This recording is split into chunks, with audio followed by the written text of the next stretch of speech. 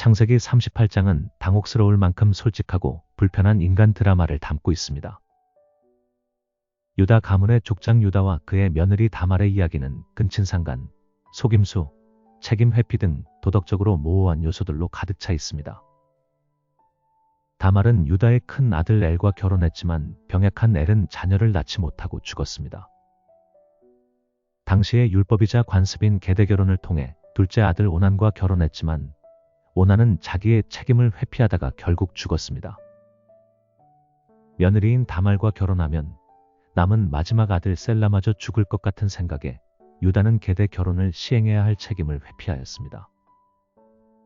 그 당시 사회에서 계대 결혼은 어떤 의미가 있었을까요? 고대 사회는 사회 안전망이 전혀 없었기에 과부는 살 길이 없었습니다. 계대 결혼은 과부가 된 여성의 기본적인 경제적 필요를 보장해주는 시스템이었습니다. 또한 남성 중심의 사회에서 아들마저 없는 과부는 사회 구성원으로 역할을 할 수 없었습니다. 한 사회 구성원의 역할을 하지 못한다는 것은 곧 죽음과도 같습니다. 고대 사회에서 가장 큰 형벌 중 하나는 사회 구성원의 자격을 박탈하는 추방형입니다. 계대 결혼은 과부의 사회적 지위를 확보해주는 제도입니다. 무엇보다도 중요한 것은 죽은 남편의 계보가 끊어지지 않고 가문의 명예를 지키도록 하는 제도입니다. 다말은 계대 결혼으로 누릴 수 있는 자격을 모두 상실할 위기에 처했습니다. 절망의 벼랑 끝에서 다말은 파격적인 선택을 하였습니다. 그녀는 창녀로 위장하고 시아버지 유다를 유혹하였습니다. 그때 시아버지에게 요구한 것이 인장과 끈과 지팡이였습니다. 그녀는 왜 이 세 가지를 요구했을까요? 다말의 요구는 단순한 담보물 확보가 아닌 자신의 빼앗긴 권리를 되찾고 깨어진 정의를 바로 세우기 위한 치밀하고 상징적인 행위였습니다. 성경의 인물을 살펴볼 때 우리는 성급한 미화나 정죄를 피해야 합니다. 모든 사람은 죄인이기에 부족하거나 잘못하는 일들이 있기 마련입니다. 문제는 그런 인간을 하나님께서 어떻게 대하시는가입니다. 그러므로 성경을 읽을 때 인물이 아니라 하나님에게 초점을 맞추어야 합니다. 다말 이야기를 도덕적으로 평가하기보다 그 안에서 일하시는 하나님의 주권적인 섭리를 살펴보고 이 불편한 이야기 속에 감추어진 놀라운 정의와 은혜의 메시지를 발견하여야 합니다. 권위의 증표, 인장, 끈, 지팡이의 상징 세계. 다말이 요구한 세 가지 물건은 단순한 개인 소지품이 아니었습니다. 그것들은 한 개인의 법적, 사회적, 지도자적 정체성을 총체적으로 증명하는 말 그대로 살아있는 신분증이었습니다. 각각의 물건이 가진 상징적 무게를 이해할 때 우리는 비로소 다말의 요구가 얼마나 날카롭고 본질적이었는지 깨닫게 됩니다. 첫째, 인장은 소유자의 신원을 증명하는 강력한 수단이었습니다. 점토나 돌로 만들어진 작은 인장에는 소유자의 이름이나 고유한 문양이 새겨져 있었습니다. 이것은 고대 사회에서 한 개인의 의사를 공증하는 서명과도 같았습니다. 특히 통치자나 고위 관료, 유력 가문의 수장들이 소유했으며 이 인장이 찍힌 문서는 절대적인 법적 효력을 지녔습니다. 성경에서도 이세벨이 아합 왕의 인장으로 편지를 봉하고 아하수에로 왕의 조서를 그의 인장 반지로 확증하는 모습이 나옵니다. 즉, 유다의 인장은 그의 모든 법적 권리와 책임을 대변하고 그의 존재를 공식적으로 증명하는 가장 확실한 물증이었습니다.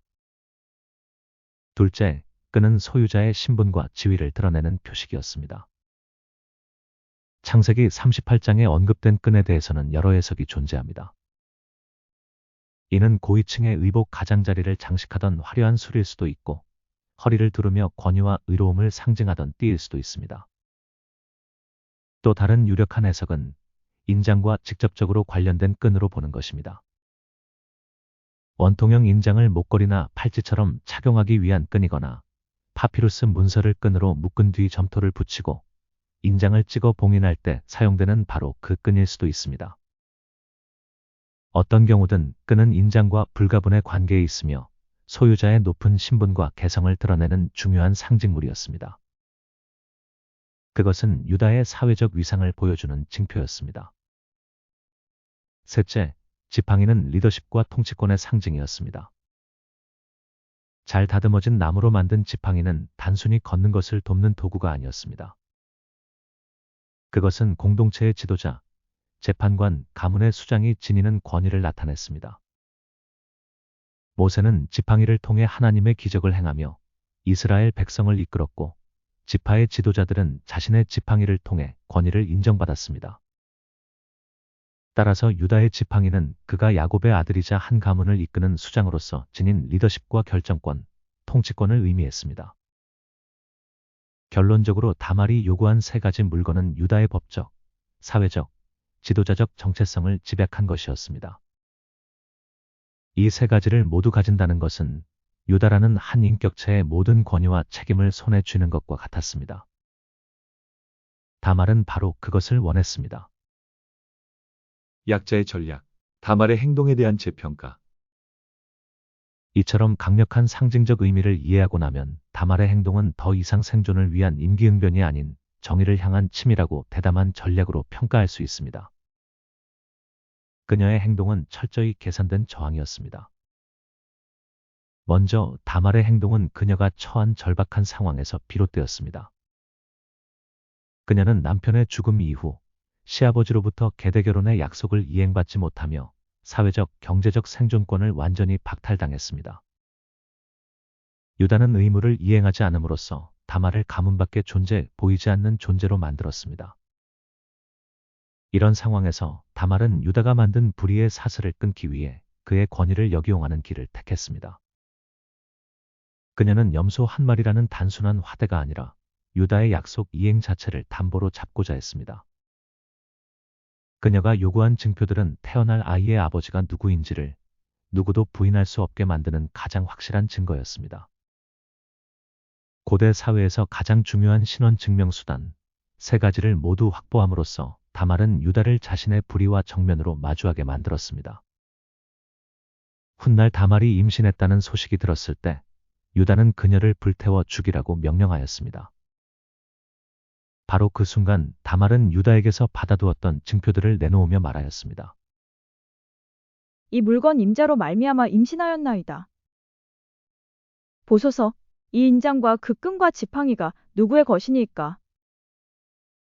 이는 유다의 권위를 상징하는 물건들이 이제 그의 죄를 증명하는 증거물이 되는 역설적인 순간이었습니다.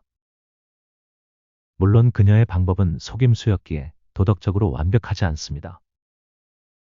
이것이 바로 우리가 정직하게 마주해야 할 불편한 질문입니다. 그러나 성경은 이 질문에 대해 놀라운 방식으로 답합니다. 다말을 심판해야 할 위치에 있던 권력자 유다의 입을 통해 그는 나보다 옳도다. 라는 고백을 하게 한 것입니다. 이 고백은 다말의 행동이 단순한 속임수를 넘어 더 큰 불의에 맞선 의로운 투쟁이었음을 인정하는 선언입니다. 유다 자신의 불의가 다말을 극단적인 선택으로 내몰았으며 그녀는 그 불의한 시스템 안에서 정의를 실현하기 위해 가능한 유일한 수단을 선택했음을 보여줍니다. 인간 드라마 너머 하나님의 섭리. 이제 우리는 해석의 초점을 인간의 복잡한 드라마에서 그 모든 것을 주관하시는 하나님의 손길로 옮겨야 합니다. 다말의 이야기는 유다의 위선과 욕망, 다말의 속임수와 저항 등 인간의 연약함과 도덕적 모호함으로 얼룩져 있습니다.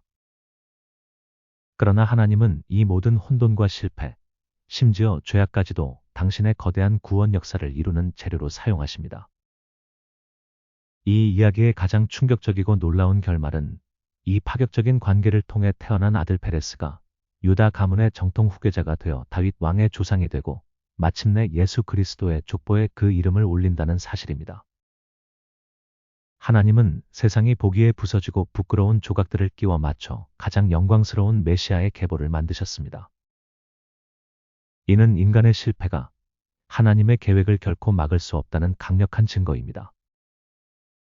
결국 다말의 이야기는 성경 전체를 관통하는 하나님의 일하시는 방식, 즉 약한 자를 들어 강한 자를 부끄럽게 하시는 원리를 선명하게 보여줍니다. 다말은 자신의 생존과 권리를 위해 지혜롭게 싸웠지만 그녀 자신도 알지 못하는 사이에 유다 가문을 향한 하나님의 언약을 성취하는 거룩한 도구가 되었습니다. 하나님은 공식적인 권력자인 유다의 실패를 이름 없는 이방 여인이었던 다말의 의로운 투쟁을 통해 만회하십니다. 인장이 왕조의 연속성을 상징하는 것처럼 다말은 유다의 인장을 확보함으로써 자신도 모르게 유다 왕조의 미래를 확보한 셈이 되었습니다. 결론적으로 다말이 유다에게 인장과 끈과 지팡이를 요구한 이유는 명확합니다. 그것은 단순한 담보물이 아니라 유다의 법적 사회적 지도자적 정체성 그 자체였습니다. 모든 것을 빼앗긴 약자였던 다말은 가장 강력한 권위의 상징들을 역이용하여 자신의 권리를 되찾고 불의한 권력에 맞서 하나님의 정의를 세우는 지혜롭고 대담한 전략을 사용했습니다. 다말 이야기는 우리에게 성경을 단편적이고 표면적으로 읽는 것을 멈추라고 합니다. 인물에 대한 섣부른 도덕적 판단을 넘어 그들이 처했던 시대의 문화적 맥락과 인간적 고뇌 그리고 그 모든 것을 감싸 안는 신학적 깊이를 탐구해야 합니다. 이 이야기는 인간의 연약함과 실패에도 불구하고 아니 바로 그 실패와 연약함을 통해 당신의 뜻을 신실하게 이루어 가시는 하나님의 주권적인 섭리를 극적으로 보여줍니다. 결국 이 역설적인 이야기는 오늘날 힘없고 소외된 자들에게 강력한 희망의 메시지를 전합니다. 가장 절망적인 상황 속에서도 가장 부서진 관계 속에서도 하나님은 여전히 일하고 계십니다. 하나님은 우리의 작은 몸부림을 통해 당신의 위대한 구원 역사를 써내려 가십니다. 다말이 손에 쥐었던 정의의 증표들은 이제 시대를 넘어 우리에게 하나님 나라의 역설과 그 안에 담긴 놀라운 은혜를 증언하고 있습니다. 복음 전파를 위하여 힘쓰는 로고스 커뮤니티를 구독해 주시고 후원해 주시면 감사하겠습니다. 감사합니다.